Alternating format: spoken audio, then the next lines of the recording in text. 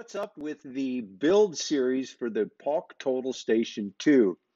It is a video series that I promised a long time ago.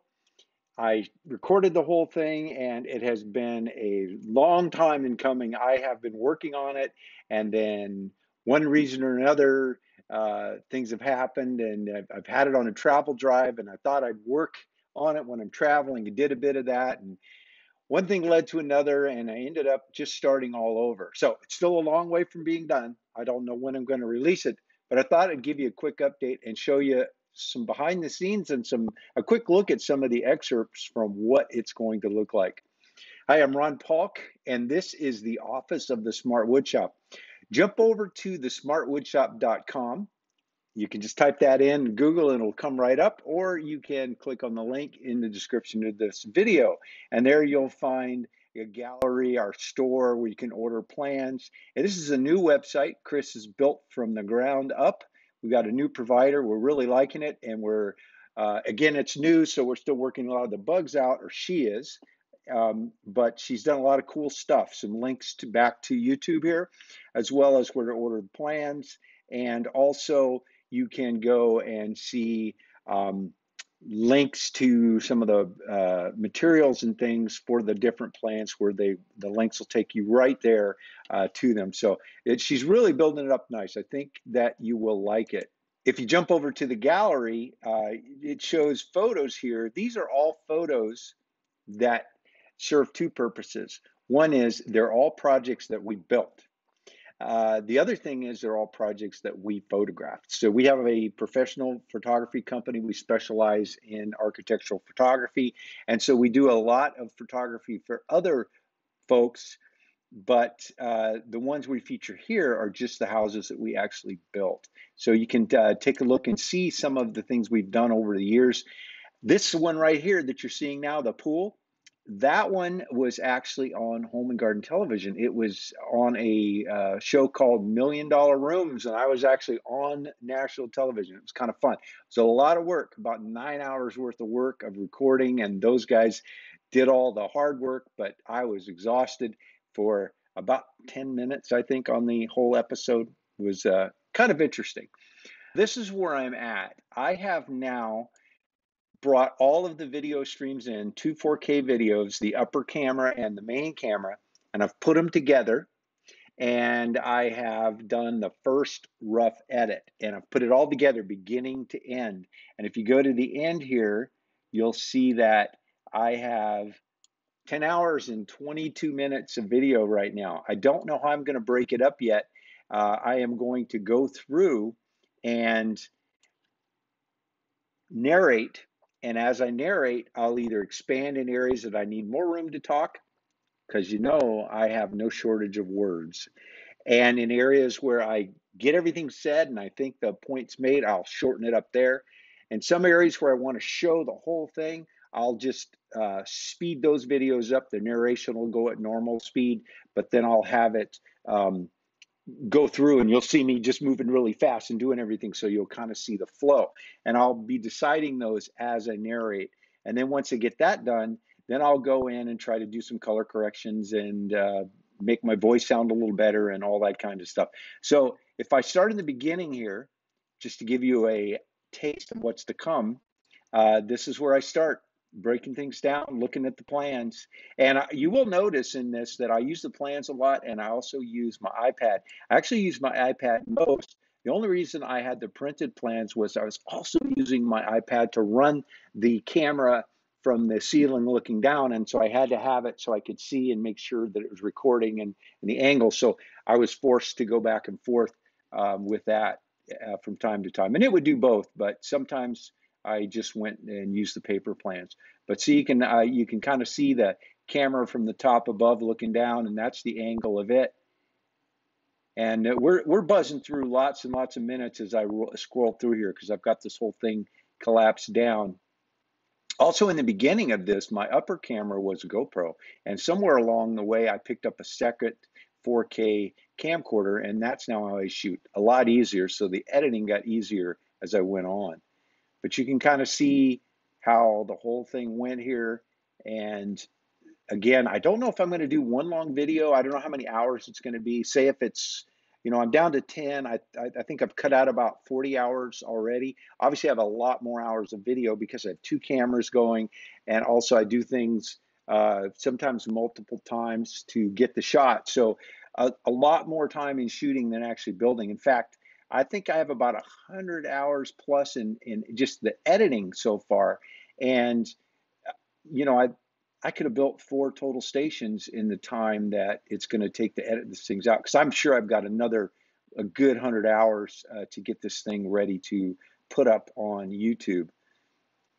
But and also I left in a few sections, and I'll see how they turn out, where I actually started in one direction with the design, and then I didn't like it, and so I went back and took it apart, and I put it in a different way. Now the plans, which are out there and have been out there, have the final polished version, but you can see where, building it out in the shop before I put out a set of plans is what I like to do, because it helps me refine and get the details just right. So you can see, it's back and forth. In fact, I'll give you a look here at what this looks like. If I change this to my workspace, this is the normal editing workspace, is multicam. So in the multicam, I see the view on the right is what is going to end up in the video, and the view on the left, these two views, this is the two cameras. And so you can see this razor blade, and I can click back and forth. They're synced up, so I use the audio to sync them up. And so you can see here, and then a few sections where I just have one camera, it'll go to black on the left. But you can see where I may change as I'm editing this. I may go through and doing the voiceover. I may have an overhead view and may decide that I like the main view better, and so I'll go back and forth. So a lot of fine tuning to do, and shortening and speeding up and all that kind of stuff. There's a section that there's audio, and most of it I've got the audio turned way down. You might be able to hear the saws in the background, but I'm going to be doing the narration over it. But I came to this one section, and I haven't decided if I'm going to just cut it or leave it in. But it's where I stopped to talk about an option I was working on for the Paulk total station, but it ended up not making it. So I just couldn't get it to work out. And it's been about 2 days working on it. But I'll give you a quick look at what I was thinking about. So my followers know that I've been working on the Paulk total station for a very long time. I am very satisfied with the way things are coming out. I am effectively done. I have to put on the tape. This was pretty complicated to make, and it's not adjustable. Once you cut it and make it, you're sort of stuck with it. I've already got the next version in my head, how I can make it a lot easier to build, and also make it so that it is adjustable, so that you can, once you get it adjusted, you can lock it in, and then if something that shoved the horses to the outside of the bench, and I wanted them under, so I ended up moving them over. So that's the kind of give and take to get them just right, so the plans will be right, and you don't have to go through making all these modifications to make it work for you.